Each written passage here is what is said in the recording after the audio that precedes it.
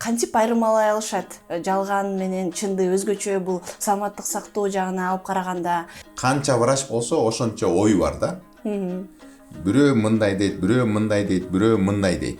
Дары-дармек рекламасын көргөндө кантип ойлонуш керек? Могу мага келип аткандын маалыматтардын 90%, даже 99% мага кереги жок нерсе. Элегенди үйрөнүш керек да. Ден соолукка байланыштуу эмнелерди билиш керек? Ошон үчүн пациент бирдеме сурап атса, уялбай даканча бизден сыгып алыш керек маалыматтычы.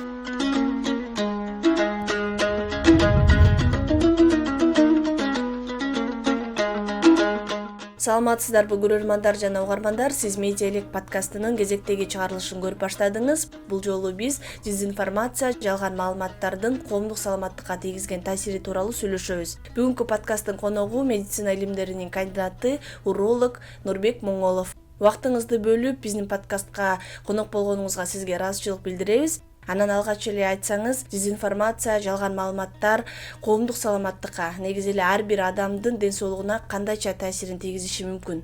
Эми кездешип калат андайларчы. Бирок эми мен мындай да, ал жалган маалыматтарга көп көңүл бурбайм да, карабайм. Анан бирөөнү пациенттер да келет. Жамандапчы, мисалы, башка врачты балким. Дагы бирөөнү жамандап келишет, анан ал жагында мындай укумда келбейт да, анткени пациенттер дагы эми врачтарыбыз дагы бар мындай жалган маалымат берген, но пациенттер дагы балким мындай туура эмес түшүнүп алды, анан ошо жалган деп ойлоп алып, анан мага жамандай бериши мүмкүн да. Ошон үчүн андай пациенттер келсе мен мындай токтотуп коем да. Башкаларды жамандабай эле сиздин ооруңуз жөнүндө сүйлөшөйүнкү депчи. Негизи бул ошо жалган маалыматтар, дезинформация, муну фейктерге алдануунун негизги себептери ошо дайыма биздин коноктор айтышат. Бул ошо билимдин жетишсиздиги депчи. Бирок ушул жерде эгер жөнөкөй жарандар кантип айырмалай алышат? Жалган менен чынды өзгөчө бул саламаттык сактоо жагына алып караганда терминдер болобу? Сиз айтып аткан ошол эгер туура эле сөздү калп эмес болсо деле туура эмес аны жашоосуна пайдаланганы бул кандайча болду да? Мындай да, эми официалдуу медицинада бул оңой эле жалган маалымат менен жалган эмес маалыматтычы. Бул ошо рекламадан көрүп калса да балким кызыгат, чын эле мындай ооруп аткан киши ар бир мындай үмүткө жабышат дегендейчи. Анда ошол дарыны көтөрүп алып, же болбосо ошо рекламаны көтөрүп алып туруп өзүнүн врачына барыш керек. Мондай дарыны реклама кылып атат, айтып атат, жакшы деп атат, мына мондай пациенттердин дагы мындай видеолору бар экен деп өзүнүн врачына барып туруп кайрылыш керек. Ушу кандай деп ойлойсуз деп. Анан врач туура жолду көргөзүп берет да. Негизи дайыма эле кандай жол болсо, демек дарыгердин өзүнө барып кайрылып суроо туура деп эсептейсиз. Жок, мындай да, ошо биздин өлкө менен бизге окшогон өлкөлөр менен анан өнүккөн өлкөлөрдүн айырмасы, аларда бүт нерсени врач кылат да. Аякта мындай да, медицина бесплатный болгону жаман да, бир четечи. Бесплатный деген эмне? Европа өнүккөн өлкөлөрдө эле бесплатный, мындай карасак, страховая да медицина, то есть страховой компаниялар төлөйт да. Анан ошон үчүн страховой компаниялар аябай мындай талапы күчтүү да. Биз сенин ден соолугуңа албетте акча төлөп беребиз. Бирок врачтын гана назначениясы менен врач жазып бергенде дарыларды. Эгерде самостоятельно бирдеме кылып ийсең, ошо фейковый дару бирдемелер ичип ийсең, анда биз страховканы төлөбөйбүз деп. Ошо акча менен наказывать этет, ошон үчүн пациенттер мындай кыйты-мыйты жолду, же болбосо фейковый рекламаларды кылбаганга аракет кылат да. Өзүнүн врачына гана ишенет. Демек бизде мындай да, сиз суроо бербедиңиз, кантип айырмалайбыз депчи. Маалымат көп, азыр жашоо ошондой да. Азыр деген маалымат көп учурда. Бул интернет, бул Instagram, бул Facebook, бул TikTok, бул башка жөн эле жана Google болобу, маалымат жайнап атат да. Рекламасынан биягынан WhatsApp'тан жиберишет. Элегенди үйрөнүш керек да. Баарын маалыматтын 90% фейк деп мындайча айтканда уже мындай. Ошондо ойлонуп коюш керек да. Могу мага келип аткандын маалыматтардын 90%, даже 99% мага кереги жок нерсе. Бирок эгерде мен ошо мындай керек болуп атса мага, анда мен ээлейин деп анан өзү ойлонуп мындай интернетти чукуппу, бул өзүнүн деңгээлине карата анан жаккан нерселерин ошо көтөрүп алыппы, ошо рекламаны көтөрүп врач менен кеңешиш керек да. Жарнама деп жакшы белгилеп калдыңыз. Ушу жарнамага өзүнчө токтолгум келет. Демек, жарнамада биз дары дармектерди өзүнчө алып карайлы. Ошол эле дарыгерди издегенде өзүнчө алып карап көрсөк, мисалы дары дармектерди издеп атканда жарнамаларды кээде издебесе деле көрүп калса ошого жараша чечимдерди кабыл алып кетишет го. Дары дармек рекламасын көргөндө кантип ойлонуш керек? Жөнөкөй жери. Мындай да, мисалы Европа болобу өнүккөн өлкөлөрдөчү, мен көбүнчө ошолорго таянам. Бул Европа, Америка, Япония, Англия окшогон өлкөлөрдө неэтичный маркетинг деген бар да. Врачтар реклама кылышпайт. Анткени мисалы мен белгилүү врач болуп, анан мени сыйлагандар бар, мага ишенгендер бар. Мен жөн эле мисалы могу дары мондайга жардам берет десе, баары ишенип алып жөн эле иче берет. Ал ууда дары деген кичинекей доза болгон үчүн дары, анан оорулуу кишиге эле гана дары да, а башка кишиге бул уу болуп эсептелет да. Ошол үчүн башка өлкөлөрдө мындай закон деле жок, бирок моральный кодекстер бар да. Мен дарыны реклама кылбайм деп. Же болбосо даже конференциялардан биз эметебиз го, мен момундай методдор лечение кылдым. Мындай деп мактанып конференциялардан сүйлөшөбүз биз, мындай докладдарды кылыпчы. Ошонун алдында сөз айтабыз. Менде конфликт интересов жок. Мага бул дары компания мага акча берген жок деп мындай морально убада берип туруп анан баштайбыз да. А берген болсо, анда бизге бул акчаны төлөп берген, бирок мындай изилдөм чыгын деп мындай как мындай ачык сүйлөшүп аласыздар. Мисалы Европада ошондой маданият бар да, Америка, Европада ошондой маданият бар. А интернеттен дарыны именно. Дары, витамин, бат, тамак ашты бөлүп коюш керек да. Дары бул деген запрещено да. Моральный запрет да, мындай может запрещено эмес, бирок моральный запрет. Ал деген мындай врачтардын коомчулугу андай врачты чыгарып салышат да. Илимий чөйрөдө айткан бир, муну өзүнүн кардарларына айткан андан дагы. Анан бизе ушул дарынын аталышын эле эмес, кайсыл аптекадан же кимден алыш керекти дагы көрсөткөн учурлар, мисалдар көп эле кездешет да. Ушул жерден алган бейтаптар айыккан же жакшы результатка жеткен дегендейчи. Ал дагы жанагы этикасы жок рекламаларга кирет. Бизде мындайча айтканда өкүнүчтүү андай кездешип атат эле. Мындай да, менин оюмча мындай маданиятын карасакчы, башка өлкөлөрдө мугалим деген бар да, мектеп деген бар. Аларда анан мындай этический кодекс деген бар да. Мындай может юридически жазылбаса да, мындай моральный кодекстер бар. Ошо аксакалдарды, ошо мисалы урологиянын лидери болобу, башка хирургиянын лидери болобу, ошондой коом кылып алып туруп анан ушундай кодексти коюп койгон да. Урматтуу коллегалар, мындай рекламалар кылбайлык. Мындай аптекалар өзүбүздүн интересибиз үчүн андайды кылбайлык деген. Өкүнүчтүү эми бизде кичине өлкөбүз башка болуп атпайбызбы? Врачтарыбыз эми жакшы, көбүнчөбүз жакшы, эми арабызда бар албетте. Мындай акча дегенде кыйты-мыйты болуп кетебиз да. Антып жиберген уят. Эми дары деген дары да. Могу аптекада десе, могу прям адрести айтып, ошо алыс болсо айтып атса, албетте бир мындай кызыкчылыгы бар да. А же болбосо жазып коюп туруп, любой аптекадан алдап койгон. Бул врачка ишенсе болот. Же болбосо кээде табышпайт. Чынында бир азыр дары менен абдан проблема болуп атат. Мисалы урологиядан Европа, Америка, Япониядан чыккан дарылар жок рыноктачы. Биздин рынокто жок. Индия болуп атат, там эң жакшы Турция болуп атат, Кытай болуп атат дегенде. А бирок анын сапаты чынында асман менен жердей да. А кээде сурашат. Мисалы мен тууган тааныштарыма айтам, эми кыйналбайлы да, мондай дарылар толтура, бирок европейский производство, американский Америкадан чыккан дары болсо анын эффекти жакшыраак деп кээде мен дагы ошол жол көргөзүп коем да. А мындай тааныбагандарга любой аптекада бар деп эле жибербейм, анткени алар туура эмес түшүнүп алышы мүмкүн да. Азыр айтып атсаңыз эстеп кеттим, сунуштаган бирок ошол эле кабинетинде отуруп саткан деле дарыгерлер бар да. Биз өзүбүз деле көп болуп калабыз, ошо издеп калышыңар мүмкүн, бирок менде ушундай бар. Бул жердегилер мисалы оригинал эмес, менде оригинал бар деп өзү сатып аткан учурлар да бар да. Ушул жерден эгер дарыгер сунуштап жаткан дарыларды сиз айткандай көрсөтөт, эгер бул этикага туура келбейт, бирок бизде ушундай орун алып жатат, ошондой болгон учурда жарандар кандай кадамдарды кылыш керек? Мындай да дары дармек бул дагы неэтичный маркетингтерге келет, билбейм, закон юридикалык жагынан бул кандай болот. Мен дагы андайларга каршымын да, өзүм делечи, биз дары саткандычы. уят да, мындайча айтканда, билбейм, морально уят. Закон кандай эмес чечими бар, билбейт экен. Анткени врач да. Врач негизи акчадан алыс болгон эле жакшы. Мен ошон үчүн мындайча айтканда, акчанын мисалы госклиникадан акча врач албаш керек да, албаш керек. Ошон үчүн мен частныйга кеткем да. Ошондой өзүбүзгө система куруп алып, туура система куруп алып, өзүбүздүн моральный облигибизге лайыктуу система куруп алайын деп ошон үчүн частный секторго кеткем. Өзүм эчтеке сатпайын, акчаны колума албайын, консультацияга төлөш керек болсо барып кассадан төлөп келсин. Ушул акчадан алыс болоюн деп өзүмө ошондой системага кетип калгам да, мындайча айткандачы. Дары сатканда сиз айткандай чын эле уят, бирок кээ бир нерселер бар да. Мисалы, жарым жылда бир жолу эле колдонгон дарылар бар да. Же болбосо бир жылда бир жолу эле андай пациент келет да. Кыргызстанда жок. Анан мондай жазып берсең ал каяктан тапмак эле. Анан кээде биз өзүбүз заказ кылабыз да. Индивидуальный заказ деп коет.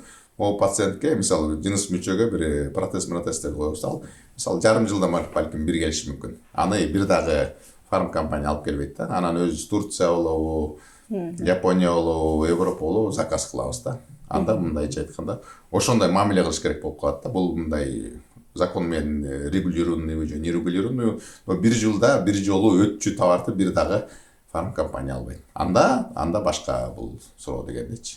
Айла жок, биз жардам беришибиз керек. Эми кээде кошулуп кетер, кээде кошулбаш керек экен, бул башка история дегендей да.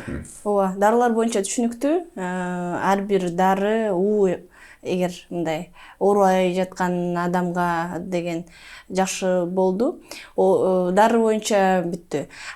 Сиз айткан жанагы витаминдер дагы баады булар өзүнчө тема дебедиңизби? Ушуларга дагы бир аз токтолуп кетсеңиз, буларды тандап атканда эмнеге көңүл буруш керек? Анан чындап эле ооруп аткан адамдар мындай чечимдерди өз алдынча кабыл алып, ошолордун айткан жардамасына карата, мисалы, ошол чайды деле мынча күн ичсеңер, мынча килограмм арыктайсыңар деп дегенге чейин айтышат го.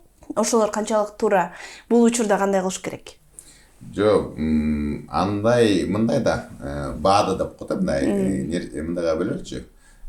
БАД да, биологически активная добавка деп коет. Кыргызча кандай экенин билбейт экен. Витаминдер, анан чөп-чар деп коет да. Ошондой дагы рынок бар да. Ал жакта мисалы көп өлкөлөрдө реклама кыла беришет да. Запрет эмес, анткени зыяны жок да. Бирок мен кеңешим витаминдерди дагы мындай дозировкасын көбөйтүлсө зыян. Бул да у. Витамин анткени химический жол менен мындай чыгат да. Көп жейбисе мындай болбой калды дегенде боор өлөт дегендечи. БАД деген сөз бул пищевая активная добавка, бул тамак эле да. Тамак эле. Анын мындай зыяны азыраак да. Анан чөп-чар. Анан бир мындай категория пациенттер бар, адамдар бар да, вот ошолорго ишенишет, терең ишенишет да.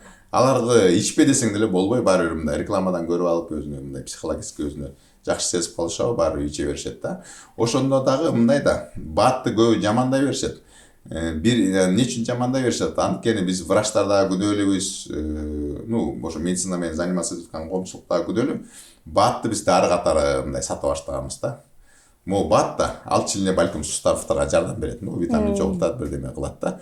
Бирок ал тамак катары мамиле кылыш керек да. Ал мынтип бир таблетка менен айып кетпейт, ал дополнительно башка дарыларга, башка метод леченияга, мисалы тамак жетишпей атса да, балким мисалы бир какой-то витаминдерди чогултуш үчүн бир 10 килограмм эт жеш керек да. 10 килограмм этти ким жемек эле? Андан көрө ошо кээде БАД сатып алганга туура келет да. Витаминдер менен иммунитет түшүп кетеби? Чөп-чар дагы жакшы нерсе.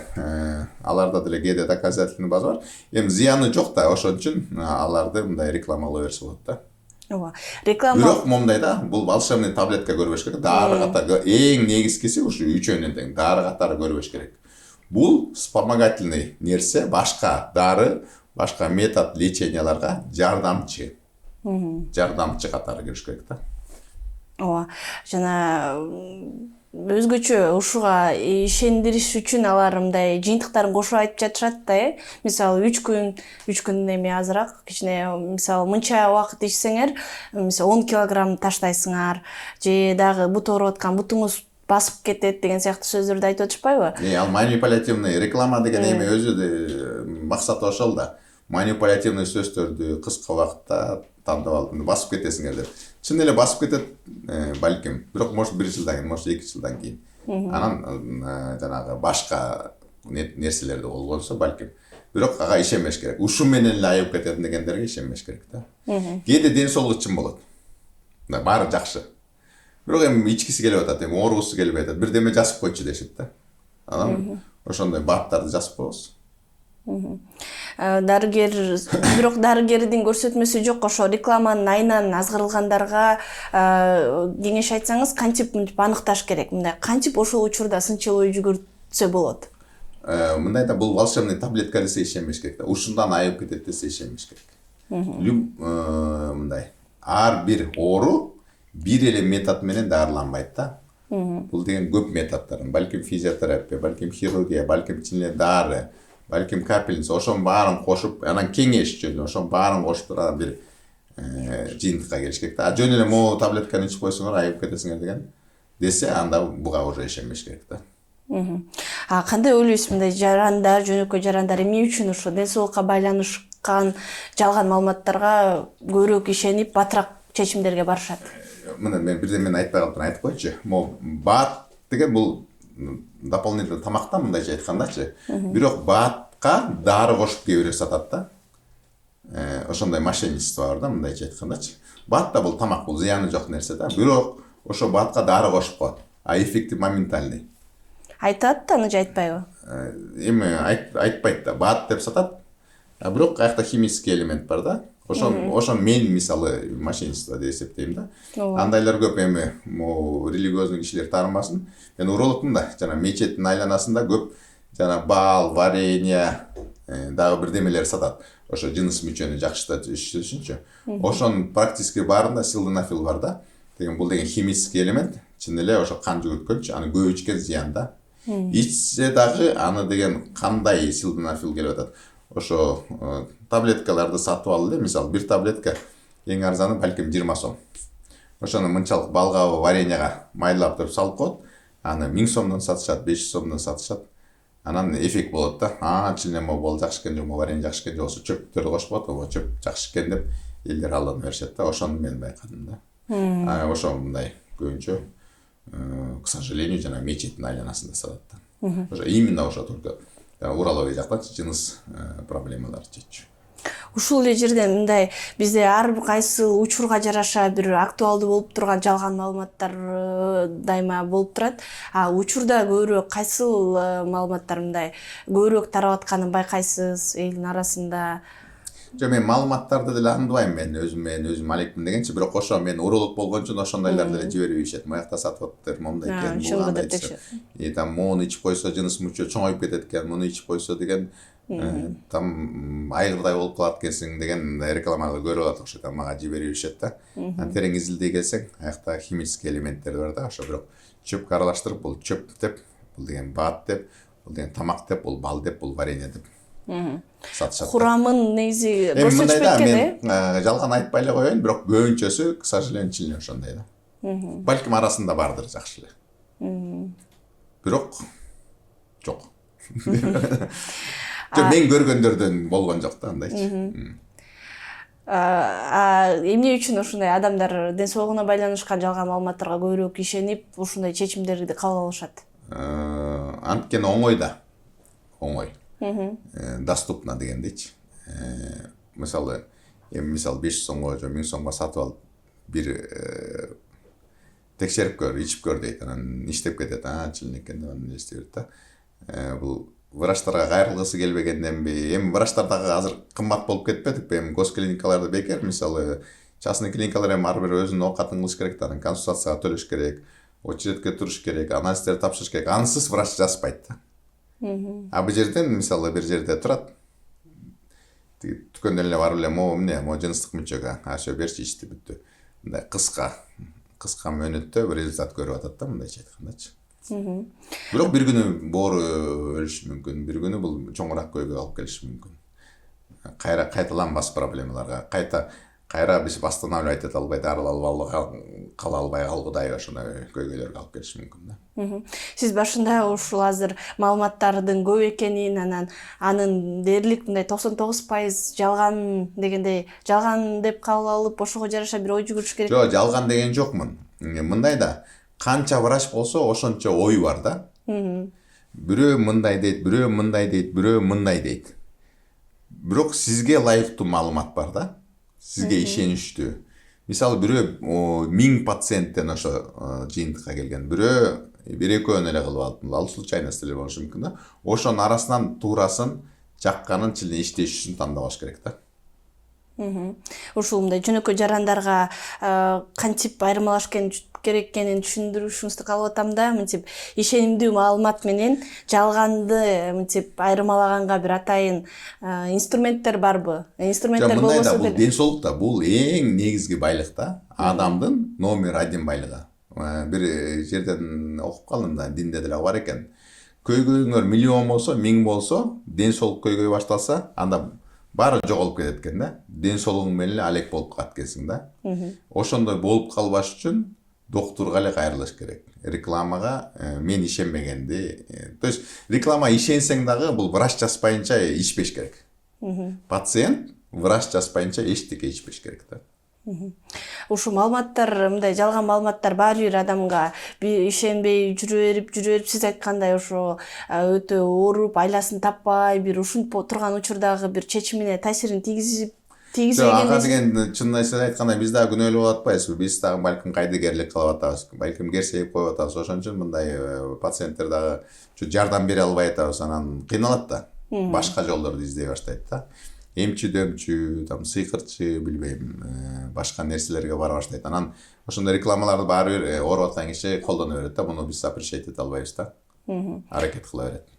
Дары-дармек зыяны жок болсо мейли дейм. Мисалы могу чөп бар экен, чөп экен, эгерде чөп болсо иче бер дейм. Анткени жардам бербесе дагы зыяны жок да. Жосо бат мисалы, производитель жакшы болсо, оригинал, это Европа, Америка, Япония, Корея, ошого өлкөлөр болсо иче бер дейм. Биздин өлкөлөрдөн болсо, бизден чыкса, Орусиядан чыкса, Кытай жактан чыкса, анда ойлон дейм, эмне жакса ойлон. Анткени бизде мындай кичине мындай андай деңгээлде мындай сапаттуу эме жасаган көрө элекмин да. Ош дары-дармектер даже мындай да, мисалы ошол европейский компанияларда, мисалы Казакстан, Өзбекстанда заводдор бар да. Бирөө Европадан чыккандары бар, окшош название формасы, Казакстандан чыккан. Эми аларды жамандаган жокмун, может мага ошондой случай болуп калды. Экөөнү салыштырабыз. Бересиң, Европадан чыккан эмнегедир баары бир эффективныйраак да. Анан бирок жөнөкөй жарандар мындай кантип ушуну айырмалай алышат? Бул капайтып сата беришет, ушундай учурларда кантип? Жок, бул деген биз врачтар айырмалай алат. Биз деген эми ишенбей койгонго да укугубуз жок да. Официально өлкөгө кирген болсо, лекарственный департамент регистрация болгон болсо, аптекада турса, биз ишенбей койгонго укугубуз жок. Туурабы? Мен каяктан билем чын эле мындай бул бирөө жөн эле күнөөнү мойнума алып атам дегенчи. Бирок менин тажрыйбам, өнүккөн өлкөлөрдүн дарысы могу башка өлкөлөргө караганда сапаттуураак. Эффект асмен менен жер. Алар кымбатыраак. Жок, кымбат деген деле болбойт. Алар мындай экен да, честный экен да. Мисалы регистрацияны кылышат, мындай жана бюрократиядан качыппы, мындай рынокто жоголуп баратат да. Тилер арзан, мисалы могу страны третьего мира деп койчу, алар арзан чыгарышат, анан кандайдыр бир ошо рынокто бизде көбүрөөк болуп атат да. Бул менин эле тажрыйбам, балким мен ката кылып атам. Ооба. Дары-дармектер боюнча түшүнүктүү. Эми ушул дарыгер тандап атканда же ушул башка бир дарылоо, официалдуу эмес дарылоо жолдорун тандап атканда кандай каталарды кетирип атышат? Кантип мында жөнөкөй жарандар эмнени эске алып ойлонуш керек? Мындай да, эгерде врач диплом алган болсо, биз ишенбегенге дагы мен жолсо бул жаман врач дегенге айтканга укугум жок да. Эми врач алды да диплом, туурабы? Лицензия алды. Анан кантип мен ал жаман врач жолсо муну тандабай же танда деп айта алам да. Ошон үчүн эми кандай дейбиз? Эми баарына эле ишениш керек. негизи мен жаман врач жок деп ойлойм. Эми бардыр бизде ар кезинде. Эми бүт эле жерде бар да, туурабы? Милициялар деле сонун арасында шүмшүк болушу мүмкүн. Врачтар деле сонун арасында бизде деле шүмшүк. Мугалимдердин баары сонун арасында шүмшүктөр болушу мүмкүн. Бизде деле ошолордун арасындабыз дегендейчи. Анан андай болушу мүмкүн. Мындай да көбүнчө мындай болуп атпайбы? Тажрыйбасын караш керек. Анан тажрыйбасын караш керек, мен сураш керек. Мисалы операция болсо, ушу түр операцияны канча жолу жасадың эле деп сураш керек да. Мисалы 500төн же 1000ден ашык болсо, бул эксперт уровень да, уже мындай чын эле кыйын уровень. А биринчи жолу жасап атса, бул кичине проблема болушу мүмкүн да. Ошондой. Анан мамилесин карагыла, то есть чын эле акча жагына көп кызыгып атса, жоксо акча деген мындай биринчи жардам бериш керек да, акчаны биринчи местеге коюп атса, анда дагы ойлонуш керек дегендейчи. Негизи эми мен врачтарга кеңеш берип койчу, ачык эле болгон жакшы да. Менин тажрыйбам жок. Бул менен кеңешек. Менин тажрыйбам жок, менин тажрыйбам жок, мен зарубежден эле чакырам да. Биякта жок болсо, менин чын эле тажрыйбам жок экен, кааласаңыз ошол жака барыңыз, каалабасаңыз анда биз чакыра алабыз. Чын эле жок да. Мен эми жанынан туруп алып, мен биз тажрыйбаны көбөйтөбүз деген да, ошондой болуп атат да. Ошо врачтар деле ошондой болуш керек. Жардам бере албай атса, бир билген же болсо кеңешкенден уялбай эле кеңешиш керек. Звонить этеби, же барып сүйлөшүп келеби, же жибериби, мындай биринчи очередь пациентке жардам берсек жакшы болмок да. Албетте менде деле каталар болгон, менде деле осложнениялар болгон, эми азыркы тажрыйбам ушундай да. Мурда ошол эгер өзүнүн отурган клиникасы бар болсо же официалдуу түрдө жана лицензия алган болсо ишенгиле деген сыяктуу пикирлерди айтчубуз да. Анан улам бул дагы бир көбөйүп кеткенден дагы тандоону жаратып, кардарлар дагы жакшыраак билиш үчүн ушундай кеңештерди айтыш керек. Сиз айткандай ошо мурдакы тажрыйбасын канча жолу жасаганды, эгер операция эмес болсо башка учурларда кантип аныкташса болот? Кантип салыштырып көрсө болот мисалы? Мисалы мындай негизи 2-3 дары деген жазган кишиге бул жакшы да. Эми балким 4 болсун. Но момундай список дары жазып атса, бул чоң көйгөй да, менимче. Менимче да, балким мен дагы катам. Слишком көп дары жазып атса, бул дагы эме да. Ойлонуш керек деген сен. Анткени да все-таки. Анан эми албетте врачтарда биз так ойлойбуз да, ана башы ооруп атат экен, бул башы ооруп, аягы ооруп атат деп анча эле кошумчалай беребиз. Анан ушундай болуп кетишин керек. Бирок мындай бул жакшы нерсе эмес да, көп жазганчы. Балким очередь балким мындай кылыш керек, но биринчи сигнал ошол болуш керек. Жо түшүндүрүп берет, чын эле балким керек. Анда мен мындай өзүмдүн урология жагынан эле көрүп атам да. Бирок эми пациенттер дагы мындай башкача ойлошот. Мен бир дары жазып берип койсом таарынышат да. Мен келип очередке туруп консультацияга мынча көрсөм, мага бир эле дары жазып берип койдум. Же болсо сен нормальный эле экенсиң, же болсо сен табиятың ушундай эле экен, сага сен ден соолугуң жакшы эле экен деп койсо, таарынып, жамандап деген андай сөздөр болот да. Бирок эмнеси болсо да, мисалы мен өзүм жолумда жүрө берем да. Эгерде жазыш керек болсо жасам, жазбаш керек болсо эми пациент таарынса таарынар. Эми жок ооруга мен эчке жаза албайм да. Эми мындай да, биз дагы таянабыз да. Бирдемеге таянышыбыз керек, кагазга. Бул лаборатория болобу же УЗИ болобу, ошол жакта бирдеме бар болсо жазабыз, жок болсо жазбайбыз. Негизи ушул дезинформациянын айынан сиз айткандай кайсыл учур болбосун эң биринчи өзүнүн дарыгерине барып, кандай суроосу болбосун ошону сурап, жарнама аны кызыктырып атса, ошону дагы такташып кеңешип алган сонун нерсе. Анан ушул жалган маалымат, сиз айткан ушак деп коюп атасыз кээ бир учурларда, ушулардын айынан ишенип алып, анан сиздерге бул дагы дарылоону андан ары дагы татаалдатып, мисалы ушундай кесепеттерге алып келеби? Кандай татаалдатып түшүнгөн жокмун. Ал башында ушинтип өз алдынча күрөшүп көрүп атпайбы? Дароо эле дарыгерге барбайчы? Албетте, мындай да, жанагы үй салгандай эле да. Салынып калган үйдү кайра салган кыйын да. Чын андай болот. Ошон үчүн биринчи кайрылыш керек да врачка. Эми азыр мындай заманда биз демократик өлкөдө жашап атабыз. Мисалы мен деле кыска консультация кылып кээде убакыт бөлө албай калам да. Балким бирдемени айткысы келген, мен айтпай калган, мен укпай калгам. Ошон үчүн мисалы частный клиникага барса консультация төлөдүңөр, мындай требовать керек. Байке, эже, сизге төлөдүм, мен түшүнбөй калдым, түшүндүрүп бериңизчи деп эле мындай такап эле сураш керек. Биз деген алган акчабызга жооп беришибиз керек дегендейчи. Пациент толук канааттангандан кийин гана кетириш керек. Эгерде унчукпай койсо биз нормально экен деп биз дагы өз кылгандай болуп балким ката ошондой сезип калабыз. Госклиникалардын албетте бекер да. Балким сапылыктылар, балким какой-то өзүнүн правилалары бар, андан ашык болбош керек. Андан ашык болуп атса да бул көйгөй. Учурда ушу маалыматтын көптүгү заманында эгер ушундай жалган маалыматтар орун алса, бул бир эле кардар бейтапка эле эмес, ошол дарыгердин дагы ишин андан ары татаалдаштырып атканына көп болдук. Бизге бөлүнгөн убакыт соңуна чыгып келатат. Эми жалпысынан айтып берсеңиз, ушул учурда ар бир бейтап, ар бир жаран мейли бейтап боло элек деле ушундай маалыматтар жөнүндө ден соолукка байланыштуу эмнелерди билиш керек, кантип сынчыл ой жүгүртүп, өзүнүн саламаттыгына мындай доо кетирбей жакшы алып жүрүш үчүн кандай эрежелерди билиш керек? Кеңештериңизди айтып берсеңиз. Эмнеси болсо дагы врач жагып атабы, жакпай атабы, врачка кайрылгандан кийин врач менен открытый анан сүйлөшүш керек да, уялбастан. Ар бир нерсени сурап алыш керек да. Мисалы, менде дагы мындай көйгөй бар. Биз дагы врачпыз да, бул бизге жумуш да. Биз деген момундай иштей беребиз, анан момунча пачка кагазы бар, анан балким бир кагазды, важный кагазды көрбөй калышыбыз мүмкүн да. Ошон үчүн врач менен сүйлөшүш керек. Могу көйгөйүм бар, могу көйгөйүм айыкпай атат деп мындай врач менен сүйлөшүш керек да. Жаман көрбөй, унчуп келбей, анан артынан чыгып алып жамандабай, кайра кирип эле сүйлөшүш керек да. Ошондо мындай көп көйгөйлөр чыгат. Ошондо врачта биз деле ойлонобуз. Бул пациент кичине мындай көңүл уруулайган окшойт деп уялып кайра эле отуруп сүйлөшөбүз да. Анын үчүн эч ким жаман көрбөйт.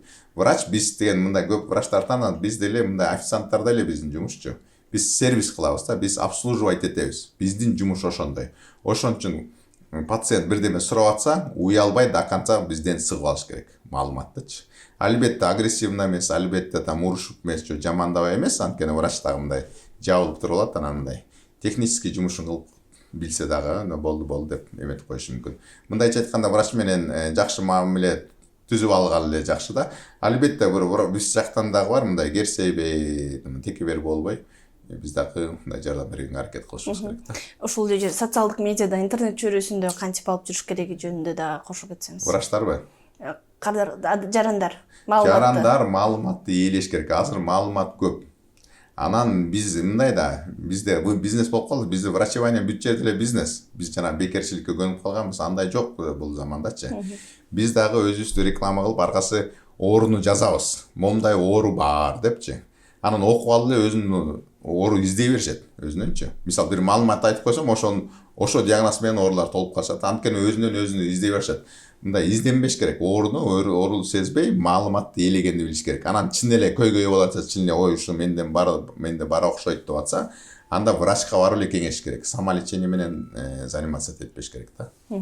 Ошол сиз айткандай маалыматтуулугумду жогорулатам деп, бир алдын алуу чараларын өздөрү каалагандай ойлоп чыгарып аткан үчүн мындай көйгөй болуп атат да, Ооба, мындай бирдемени угуп алып өзүнөн издей башташат да. Бирдемени угуп алды өзүн. Биз эме деп коет, синдром третьего курса деп койсуз, 3-курста баарыбыз ооруй баштачыбыз да, студент кезибиздечи. Анткени окуп алчубыз да. Окуп алып эле жүрөк ордуна окудукпу, биз жүрөгүбүз ооруп калчу. Ичибиз ооруп атат, ошондой издене беребиз. Анан көп пациенттер ошондойлор угуп алып эле өзүнөн издене башташат да. Балким анысы туура, анткени чын эле оорусун тапты да. Анда докторго келиш керек. Мындай доктор менен тесный контакт болуш керек да. Сөз эми жакпай атсам башка да докторду алмаштырсын. Азыр деген мындай тандоо бар дегендейчи. Чоң рахмат сизге убактыңызды бөлүп, бүгүнкү биздин Медиа элек подкастындагы угармандарга саламаттык жаатындагы өзгөчө ушундай маалымат көп учурда кантип ээлеш керектиги туурасында жакшы айтып бердиңиз. Биздин подкаст аталышы да ушундай, Медиа элек деп аталат. Урматтуу көрөрман жана угарман, сиз Медиа элек подкастынын кезектеги көрсөтүүсүн көрдүңүз. Бул жолу биз дезинформация коомдук саламаттыкка тийгизген таасири тууралуу сүйлөштүк. Бүгүнкү подкасттын мейманы медицина илимдеринин кандидаты уролог Нурбек Мунов болду. Аны мен Айгерим Кубатбекова алып бардым. Кайрадан биз менен жолукканча саламатта туруңуз.